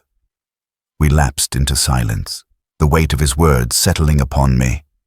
It was a reminder of the strange, shadowed world in which Holmes so often moved, a world where scraps of paper could sway empires and a single glove might doom a man. By late afternoon, as the sky dimmed to a bruised grey, Inspector Lestrade arrived, his manner brisk though tinged with curiosity. Behind him came Mrs. Devereux, her face pale but composed. Finally, under guard, Verrier was led into the sitting room. He cast Holmes a look of smouldering hatred, yet said nothing. Holmes gestured for them all to be seated. "Ladies and gentlemen," he began, his voice calm yet commanding, "you are gathered here so that the truth of this affair may be known. What began with the discovery of a curious glove and an envelope untouched by time ends tonight with the unmasking of a plot that has lingered in the shadows of Europe for 30 years. Verrier shifted, his lips tightening. "You presume too much, Mr. Holmes." Holmes's eyes bored into him. "On the contrary, sir, I presume only what the evidence compels, and soon that evidence shall speak with a voice stronger than any denial." The atmosphere grew taut as Holmes drew forth the envelope and laid it upon the table. "Behold, the relic around which this entire affair revolves. It has deceived many, but not all. Its preservation betrays its secret, and its provenance betrays yours, Mr. Verrier. The truth, long hidden, is now within our grasp." A tense silence fell. I could see Mrs. Devereux clutching the arms of her chair, her eyes never leaving the envelope. Lestrade leaned forward eagerly, his pencil poised. Holmes glanced at me, and I knew that the next words would mark the beginning of the end. Chapter 15. The Final Gathering. There was an unmistakable tension in the air of our sitting room at Baker Street as the gathering assembled. The faint ticking of the clock upon the mantelpiece seemed unnaturally loud, punctuating the silence with each second. Outside, the evening traffic clattered distantly along Baker Street, but within those four walls, every soul was fixed upon Holmes. Inspector Lestrade sat with his small notebook ready, his sharp eyes darting between Holmes and the prisoner. Mrs. Devereux, pale and composed, kept her gloved hands folded in her lap, though I could not help but notice the slightest tremor in her fingers. As for Verrier, his dark eyes glittered with suppressed fury. He sat upright, shoulders squared, as though determined to meet his accuser with defiance rather than fear. Holmes remained standing, hands clasped lightly behind his back, his figure illuminated by the gaslight so that his features were cast in stark relief. He spoke with deliberate calm, his voice carrying easily to every corner of the room. "We are met here to examine the final threads of a most peculiar case," he began. "A case that began, in outward appearance, with nothing more sinister than a misplaced glove and an envelope. Yet, as I have endeavored to show, these small fragments conceal within them the shadow of an intrigue whose roots stretch back across decades." Verrier gave a short, contemptuous laugh. "You speak in riddles, monsieur. But riddles will not stand as evidence in a court of law." "Quite so," Holmes replied coolly. "That is why I do not deal in riddles, but in facts. You, Mr. Verrier, have attempted to pass yourself off as a harmless traveler, yet your movements across the Channel, under varying names, betray a man engaged in a far more serious enterprise, the trade of documents whose very existence threatens governments." Lestrade's eyes lit up at this declaration, but Holmes raised a hand to forestall interruption. "You see before you, Inspector, the true instigator of this affair. It was he who contrived to regain possession of the envelope Mrs. Devereux received. He broke into her residence and left behind, carelessly, though fatefully, this third glove." Holmes drew the glove from its envelope and placed it upon the table. The sight of it seemed to provoke Verrier, for he shifted abruptly in his chair, his lips parting as if to speak, then closing again. Mrs. Devereux's voice, soft but firm, broke the silence. "Then it was indeed you, Mr. Verrier, who entered my rooms that night. I had long suspected it, though I scarcely dared admit it to myself." Verrier turned sharply toward her. "Madame, you know nothing of what you speak. You were but an accidental holder of an object whose true significance eludes you." Holmes's eyes narrowed. "On the contrary, Mrs. Devereux understands more than you suppose. It is true that the envelope contained no letter, but its condition was testimony enough. Preserved for decades in a controlled state, it told me that it had been deliberately kept as a weapon, though one not of ink and paper, but of implication." Lestrade leaned forward eagerly. "And the glove, Mr. Holmes?" Holmes allowed himself a faint smile. "Ah, yes, the glove. You see, Inspector, pairs of gloves are a common enough thing. Yet a third glove, unmatched, unfamiliar of foreign stitching, betrays an intruder. When Mrs. Devereux swore she possessed no such article, the trail became clear. It was Mr. Verrier's misfortune to drop it in his haste. Its make alone, unmistakably continental, pointed across the Channel." I confess I could scarcely restrain my admiration as Holmes laid out these steps, each one fitting neatly with the next like a series of interlocking cogs. Yet even then, I did not see how the entire picture could be drawn. Holmes resumed, his gaze now firmly fixed on Verrier. "There remains, however, the matter of motive. Why risk so much for an envelope without a letter? Because, as I have ascertained, the mere possession of the envelope would permit you to forge what had been lost. The Calais correspondence of 30 years ago, the supposed betrayal, would have given you the means to blackmail the innocent and shield the guilty. With the original casing, you needed only an imitation script to persuade the world of its authenticity." Verrier's face darkened, and for the first time, I glimpsed the crack in his composure. His lips pressed thin, his fingers tightening upon the arms of his chair. Holmes did not falter. "You overreached, Mr. Verrier. In seeking to silence Mrs. Devereux and secure the envelope, you betrayed yourself. The attempt at the old mill was your final desperate act, and it has brought you here to face the inescapable weight of truth." The silence that followed was electric. I could hear Mrs. Devereux's shallow breathing, and Lestrade's pencil paused halfway across his page. At last, Verrier spoke, his voice low, almost hoarse. "You think yourself clever, Mr. Holmes, but you meddle in affairs greater than you know. This envelope is but a shadow of what was, and you—" He broke off abruptly, his eyes narrowing as though he had said too much. Holmes inclined his head slightly, as though confirming a point long suspected. "Thank you, sir. Your words, however unintended, are most revealing." He turned to Lestrade. "I trust, Inspector, that you now see the necessity of ensuring Mr. Verrier is held securely until the matter can be formally presented before the authorities." Lestrade nodded vigorously. "I'll see to it myself, Mr. Holmes. You've done it again. I'd have sworn the case was about nothing more than a glove and an old bit of paper, yet you've shown me the devil's work behind it." Holmes permitted himself the faintest of smiles. "Elementary, Inspector. The smallest details are often the hinges upon which the greatest intrigues turn. I felt then that the climax was fast approaching, yet I knew from long years at Holmes's side that he had not yet played his last card. He had drawn the net close about Verrier, but the final reveal, the unraveling of the whole intricate tapestry, was still to come. Chapter 16. The Reveal. Holmes breaks down the crime. The lamplight cast long shadows across our sitting room as Holmes began to speak in that deliberate manner of his, the tone calm yet carrying an undeniable weight. I leaned forward in my chair, pencil in hand, for I knew this would be the moment when all became clear, the moment when Holmes would weave the scattered threads into a single, undeniable pattern. "You will pardon me, Inspector Mrs. Devereux, and even you, Mr. Verrier," Holmes said, "if I proceed slowly.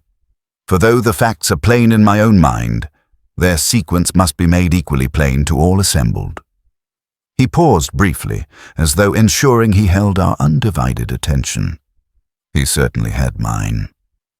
"This case began," Holmes continued, "not with the discovery of a letter, but with the absence of one. An envelope without its contents preserved for decades in a state quite extraordinary. Such an object is not merely the remnant of lost correspondence. It is the shell of a secret, preserved for the very purpose of being refilled." Verrier shifted in his chair, a muscle twitching along his jaw, but he did not speak. Holmes picked up the discolored envelope from the table. "You see the faint discoloration along its edges? That was the first clue. It told me that the paper had not been exposed to air in the usual fashion. It had been sealed, deliberately, and for a long period. Yet no letter remained within.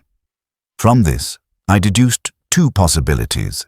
Either the letter had never existed, or it had been removed long after the envelope was preserved. In either case, the preservation was designed for effect, not for sentiment. I could not restrain myself. "And the glove, Holmes?" I asked eagerly. Holmes smiled faintly. "Ah, the glove, the most curious trifle of all. A lady may lose one glove, perhaps even two. But to discover a third glove in her home, one that bore neither her size nor style, was evidence of intrusion. Its foreign make and stitching pointed me instantly across the channel. More than that, it bore traces of fine chalk dust, precisely the same as that found at the mill where the second attack occurred. It could only have belonged to our intruder, Mr. Verrier." Verrier's lips curled, though whether in mockery or suppressed anger, I could not tell. Holmes resumed, his voice growing firmer. "From there, the path was not difficult. Mr. Verrier has travelled under various names between London and Calais, each time seeking out descendants of certain families who, decades ago, were implicated in whispers of betrayal. A letter once existed, or was said to exist, that could ruin reputations and alter fortunes. Its disappearance has long been a mystery, one that Verrier sought to exploit. With the original envelope, he could fabricate its contents and thus extort those who feared the scandal might yet be revived. Mrs. Devereux gave a soft gasp, her gloved hands clutching at each other. Holmes inclined his head slightly toward her. "It was no accident, madam, that the envelope found its way into your possession. You were intended as a temporary custodian, a woman of impeccable character who could lend legitimacy to its eventual discovery. Mr. Brécourt was Verrier's scheme was to reclaim it before you realized its import. He had not counted on your noticing the discrepancy in your belongings when you found that alien glove." I found myself shaking my head in wonder at the audacity of the plot. "But Holmes," I said, "why the second attempt at the mill?" "Because," Holmes replied smoothly, "I anticipated the first attempt and ensured that the envelope was not in Mrs. Devereux's keeping on that occasion. Mr. Verrier, thwarted and desperate, sought a more decisive means of securing it or silencing her altogether. Yet his own haste betrayed him once again." He turned his piercing gaze full upon the Frenchman. "You see, Mr. Verrier, had you exercised patience, you might have succeeded. But when you attempted violence, you revealed not only your desperation, but your guilt." For the first time, Verrier spoke in a low, tense voice. "And what of proof, Mr. Holmes? You have tales, conjectures, fine words, but can you produce proof?" Holmes raised a finger. "I can. This glove bears traces of chalk dust unique to the mill you so unwisely selected for your second attempt. Furthermore, fibers from the lining match precisely those found on the torn corner of Mrs. Devereux's carpet near the window, a point you overlooked in your haste to depart. The police, I am certain, will find further confirmation among your effects, for I have already communicated with my agent in Calais to secure your lodgings." Lestrade gave a sharp nod, his pencil scratching furiously across his notebook. "That will do for me, Mr. Holmes. We'll have him by the heels before dawn." Holmes allowed himself a rare note of satisfaction. "Quite so, Inspector. And thus we see how a simple glove, a preserved envelope, and a trail of deception have led us to uncover a plot of remarkable boldness." There was a moment of silence. Mrs. Devereux sat with eyes lowered, as though scarcely able to believe the danger she had unknowingly faced. Lestrade leaned back, a look of triumph on his rugged features. As for Verrier, he sat motionless, his expression inscrutable, though the tightness of his jaw betrayed the fury he dared not speak. Holmes, however, was unmoved by either triumph or fury. He clasped his hands behind his back once more, his tone almost reflective. "It is curious, is it not, Watson, how the grandest designs may hinge upon the smallest trifles? A third glove, a faded envelope, mere scraps, and yet they hold the power to unmask the schemes of clever men." I could only nod, my admiration for my friend beyond words. For though the case had seemed at first a riddle without sense, Holmes had drawn from it a truth both astonishing and complete. And yet, as I looked at him, I could not help but feel there was more to come. For the glint in Holmes' eye told me that he had not yet played his final hand. Chapter 17. Outcome and Justice. The hours that followed. Holmes's revelation passed in a tense procession of events, each one further tightening the net around Monsieur Verrier. Scotland Yard, ever eager to act swiftly once shown the way, moved with unusual efficiency under Lestrade's command. At Holmes's discreet suggestion, a pair of constables were stationed outside our Baker Street lodgings, while Lestrade himself returned with warrants to seize the suspect's effects. Verrier, for his part, maintained an outward calm that belied the desperation lurking beneath. He sat rigid in the corner of the sitting room, his sharp eyes following every movement. Though his hands remained still upon his knees, I noticed the faintest quiver in his right thumb, a telltale sign, Holmes later remarked to me, of a man calculating the odds of escape. You had best abandon any thought of flight. Sir, Holmes remarked coolly, without so much as glancing in his direction. The law moves more quickly than you may imagine, and I fear your avenues of retreat have already been closed. Verrier's lips curled in a faint, humorless smile. You underestimate the ingenuity of a desperate man, Mr. Holmes. I have never underestimated you, Holmes returned calmly. It is precisely because I understand your ingenuity that I made provision against it. At that moment, Lestrade returned, a folded document in hand. It's as you said, Mr. Holmes, he declared. Letters and notes in a false hand, half-finished drafts of threats, and even a ledger of sums extorted from the timid. We've got him well enough. Verrier did not flinch, though a shadow crossed his features. So, the game is lost, he said evenly. And yet, Mr. Holmes, have you not considered what may follow? To expose these families, to rake through the ashes of a scandal long thought buried, what good will it do?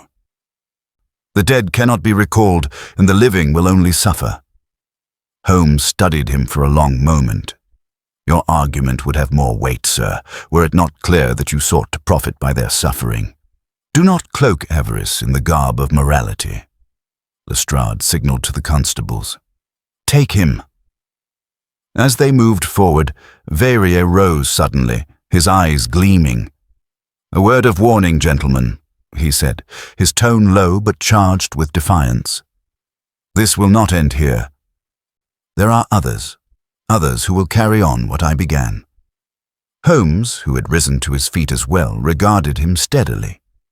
No doubt, he replied, but their task will be harder, for you have shown us the pattern. The web, once seen, is more easily torn. With that, Verrier allowed himself to be led away, his composure unbroken, though his shoulders sagged faintly as he passed through the door. When the room had quieted once more, Lestrade exhaled in evident relief. A fine piece of work, Mr. Holmes. Scotland Yard will see that this man pays dearly for his crimes. You have my thanks. Holmes inclined his head slightly. The thanks are unnecessary, Inspector. My interest lies not in recognition, but in truth. Justice, I believe, will follow naturally. After Lestrade departed, I turned to Holmes, unable to contain my admiration. You have once more unmasked a villain whom no other mind could have touched, Holmes. Yet I confess, I still do not see how you predicted his second attempt with such precision. Holmes settled back into his chair, steepling his fingers. It was not prediction, my dear Watson, but inevitability. Verrier was a man cornered, whose elaborate scheme depended upon speed and secrecy. The moment secrecy was lost, speed became his only recourse. I merely ensured that his haste would betray him. His words, so simply spoken, carried the weight of inevitability, and I found myself marveling again at his unparalleled reasoning. That evening, long after the constables had gone and silence had reclaimed Baker Street, Holmes rose and went to the window. He stood there a long while, his lean figure outlined against the lamplight, before speaking in a low, almost reflective tone. You see, Watson, there is a curious symmetry to crime. Men devise plots of extraordinary cunning, yet it is always the smallest error, the overlooked detail, that brings them undone. The human mind, however sharp, cannot forever conceal its own hand. I scribbled the words in my notebook, for they seemed to me the essence of Holmes's philosophy. And though the case was all but concluded, I sensed he had not yet delivered his final reflection. For in the stillness of that night there remained one chapter more to write. Holmes's own summation of the affair, given with that rare blend of humility and brilliance which only he possessed. Chapter 18. Holmes. Final Reflection. The following morning dawned grey and chill over London, with a mist drifting low along Baker Street and the rattle of early hansom cabs echoing in the distance. I found Holmes seated at the breakfast table, his long fingers wrapped around a steaming cup of coffee, his expression calm and unreadable. The newspapers lay scattered about, each carrying bold headlines announcing the sensational arrest of Monsieur Verrier. Lestrade, it seemed, had wasted no time in ensuring the Yard's triumph was proclaimed in every column. His name was in print, praised for his swift action and admirable insight. Of Holmes there was not a mention. I could not help but voice my indignation. "It is monstrous, Holmes, to think that Lestrade should claim the credit, while you, who carried the entire weight of the case upon your shoulders, go wholly unacknowledged."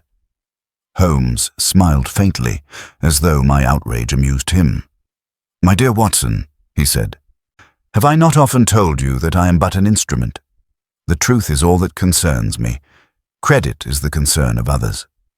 He pushed aside the paper and rose, pacing slowly before the fire. "Consider the matter from another angle. Verrier's designs are at an end. Those whom he sought to ensnare are freed from his shadow. That is victory enough." Still I was unsatisfied. "Yet I cannot but feel the world should know the magnitude of your deduction. The third glove, the forged letters, the peculiar ink, each was a thread you wove together with such brilliance that none but you could have discerned the tapestry beneath." Holmes paused, and for a moment I thought he would let the compliment pass in silence, as he so often did. But then he turned, his sharp eyes softening with a rare glimmer of candor. "You do me too much honor, Watson. The case was not brilliance, but observation, nothing more. A glove too many, a date too neat, a letter too precisely aged. These were trifles. Yet in trifles lies the truth. Men of ambition overlook them, blinded by the grandeur of their schemes. But it is precisely in the trivial, the overlooked, that the mind of the detective must dwell." He sank back into his chair, the faintest trace of weariness in his voice. "There is a danger in men like Verrier. They cloak their malice in respectability, and society, eager to forget the sins of the past, welcomes them. Yet the stain cannot be erased. It merely waits, like ink beneath the surface of paper, ready to bleed through again." His words lingered in the room, mingling with the crackle of the fire. I sat silent, struck by the gravity in his tone. At length, Holmes reached for his violin, cradling it with that peculiar tenderness he reserved for no other possession. As his bow drew the first low notes across the strings, he spoke again, his voice almost lost within the melody. "Remember this, Watson. Justice is seldom swift and never perfect. Yet if we may bring even one truth to light, one hidden wrong exposed, then we have not lived in vain." I wrote the words that night, knowing I would one day place them among my records, for they seemed to me the epitaph of the case. Holmes played on, his lean figure half in shadow, and I sat listening, filled with that familiar mixture of awe and gratitude. The case of the stranger with a third glove had ended, yet I knew its lesson would remain with me always. For in the quiet of Baker Street, with the violin's plaintive strains rising and falling, I understood again what the world so often forgot, that behind every triumph of justice lay the keen, tireless mind of Sherlock Holmes.